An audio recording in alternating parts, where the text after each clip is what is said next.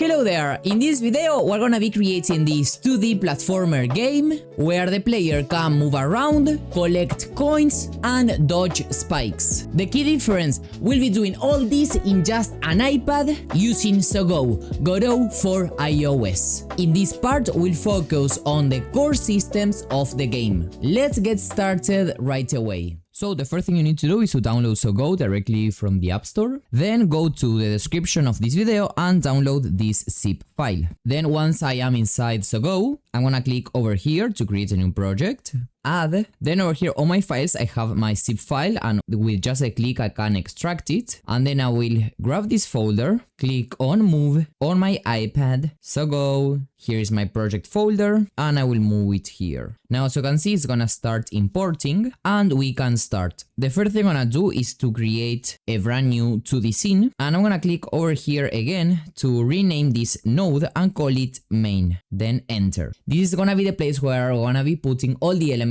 of our game, such as the player, the level, basically the platforms, the coins, all that. Then I'm gonna click over here where it says unsaved, save scene, and I'm gonna create a brand new folder which I'm gonna call scenes, and I'm gonna save it right there. Now what I wanna create is a player scene that then I'm gonna instantiate or add inside of my main scene. So I'm gonna go over here, new scene, the name is gonna be player, and for the location I'm gonna click over here and save it inside my scenes folder. Then let's hide the keyboard and I'm gonna create it as a completely empty scene. Over here I'm gonna create other node. In this case I'm gonna be using a character body to the node, so I can click here and click add, and then I can call it player. This is the type of node that we tend to use for platformer characters, basically the type of character that we're gonna be having in our game. Then I'm gonna go to the plus and I'm gonna add a sprite. This will basically be the image, okay, of the player. So I'm gonna hide the keyboard and then I'm gonna open up the inspector with this button over here, and I'm gonna make sure I have the sprite 2D node selected, and where it says texture I can pick the resource. I will click on quick load, and here I'm gonna load in one that is called idle 2 altogether, exactly this kind of robot. Now using two fingers, as you can see, I can zoom in or out, and with just one finger, or sorry, actually with the two fingers, not only can I zoom in and out, but also just move the camera. So as you can see I can zoom in here in the player and it looks a little bit blurry. This is because it is in pixel art style, so I just need to once again select the sprite, scroll down in the inspector, go to texture, filter, change it to nearest. Now what I'm gonna do, I will go back to the main scene by clicking over here. I'm gonna select the main node, and with this button over here I'm gonna try to instantiate the player scene as a child. But as you can see it doesn't appear over here because we haven't saved it yet. So let's go back to it, click over here, click save scene, and now when we come back we're gonna be able to add it. As you can see it is a little bit small, so I'm gonna go to my player, select the sprite, I'm gonna click on transform and modify the scale to be 2 in both axes. Now when I save these changes and when I go back to the main scene, as you can see now my player is way bigger. The next thing that my player needs is a collision so that it can interact with the world. So I'm gonna select the player node, go to the plus icon and click on this one that says collision. Here I will click add with circle shape, and I'm just gonna hide this keyboard and let's make it slightly bigger using this orange dot. Now when you go to the main scene and click over here to player game, you will need to pick a main scene.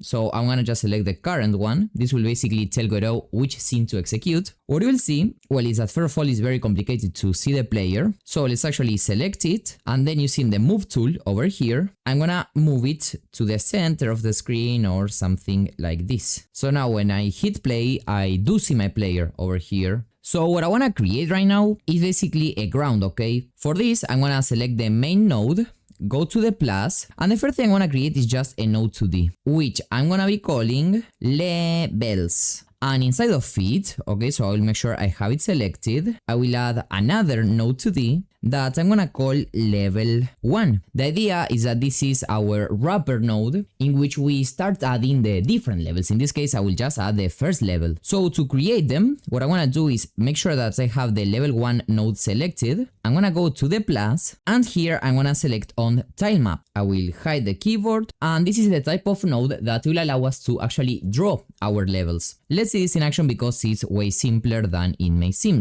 Let's click over here on tileset where it says pick resource and then new tileset. Then we can expand this tab that we have in the bottom, and over here on the left we will need to find this 7 levels folder, open it up basically by double clicking on it, then scroll down, find tiled, and then this tileset.png. Then I'm gonna click over here where it says tileset, and I'm gonna drop this image inside. But first, actually, you will need to have your tile map layer selected, like here, and then drop it here where it says tiles. Now, as you can see, we can close this thing with this button, and with 2 fingers we can zoom in, or with just 1 finger we can move around and we will see the tile set. Then what you can do is go to the tile map, also close this panel, select any of the tiles over here. So for example, I can select this tile and then I can start painting around in the scene. But you will see something. These tiles are a little bit small in comparison to the player. Making sure that we have selected the tile map layer, I will go to the transform and increase the scale to 2 in both axes. Now as you can see, my tiles are way bigger. While painting, I recommend that you close the inspector by clicking over here, basically with the exact same button as you open it. If you want to erase some tiles, you can use the eraser tool, and making sure it is highlighted in blue, you can just start clicking around. Or if you don't have it enabled and you have the pen tool, you will paint whatever tile you have selected on your tile map. Also, you have undo and redo buttons to use as you go. What I'm gonna do right now is select this tile over here. Remember that you can zoom in, and then I will use the line tool to create a line. Then I'm gonna select this tile in specific, and I will switch to the rectangle tool. So what I wanna do is just fill this up. What you will see is that once again our pixel art looks a little bit blurry, so make sure that you have your tile map layer selected and click over here to open up the inspector. Once again, scroll down until texture and change filter to nearest. Now when you hit play, this is what you will see. What we wanna do is add gravity to our player. So I'm gonna select it, click this button to attach a new script, and as you can see I'm gonna be using the template that is called basic movement. Then I can select a path for this script. So I'm gonna click here on the 3 dots, folders, I'm gonna go to the resources, and here I'm gonna create a new one that I'm gonna call scripts and just save it inside. A script is basically a file that contains the code for our game, and this is a template that has, for example, gravity and some basic movements such as jump and left and right movement. So now when we hit play, our player falls and goes through the platforms. To fix this, we will need to go back to our main scene. So let's click over here on 2D mode, main, because indeed here you can go to 3D mode, 2D mode or a script mode, and then over here on the tile map, let's go inside the tile set, and here where it says physics layers, let's click over here where it says erase 0 and click on add. And then over here in the tile set, so make sure that you click here where it says tile set and then select the tile map layer again if you need to, or actually over here where it says tile set, then collapse this, and what I wanna do is zoom in a little, and I need to select these different tiles, or actually we need to click over here, then scroll down until you find this, and here click on these 3 dots and then reset to default tile shape. This is gonna create a collision with the shape of this tile, in this case just a square. Now when we hit play, as you can see, we have our player standing on our tiles. Make sure to configure collisions in every single tile that you need to. Now I'm gonna call this tile map layer platforms, and I'm gonna hold down the touch so that then I can click on duplicate, and this copy I'm gonna call it spikes. Over here I'm gonna go to the tile set, then I'm gonna go to the traps and drop inside of tiles this one that is called 4. So the idea is that in the spikes layer I specifically paint spikes, so for example like this, and in the platforms I specifically paint platforms. This is because when we collide with the spikes tile map layer, we wanna basically trigger the game over. And of course, remember to go to your tile set. In a specific, I'm gonna select the one that is called 4 that has the spikes. And I'm gonna select this spike, for example. And then I will go to the inspector. I will scroll down because I want to set the collision, and over here once again I will click over here, reset to default tile shape, and if I wanted to I could even grab these dots and resize it to match the shape a little bit more. Once again I will have to repeat this exact same process with the different spikes, but in this case I'm just gonna be using this one, okay, that I have already set up its collision to make things a little bit faster. Something that is pretty cool that you can do is to click over here on this rectangle and literally draw a rectangle over here to select multiple tiles at the same time. So here on the right, you will be able to do this like a little bit faster because you can see multiple tiles at the exact same time. So as you can see, with just literally doing it in one, it's gonna apply in all of them.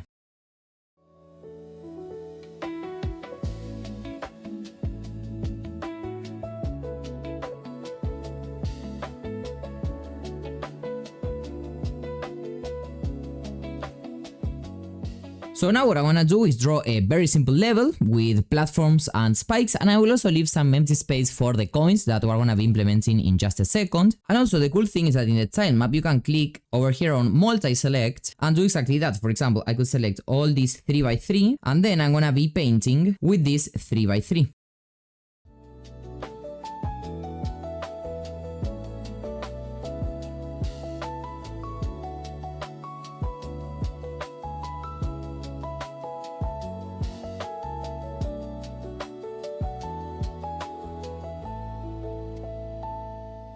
Now what happens is that when we click play, well, nothing really happens. I mean, we cannot move. When we collide with spikes, the level doesn't get restart or anything like that.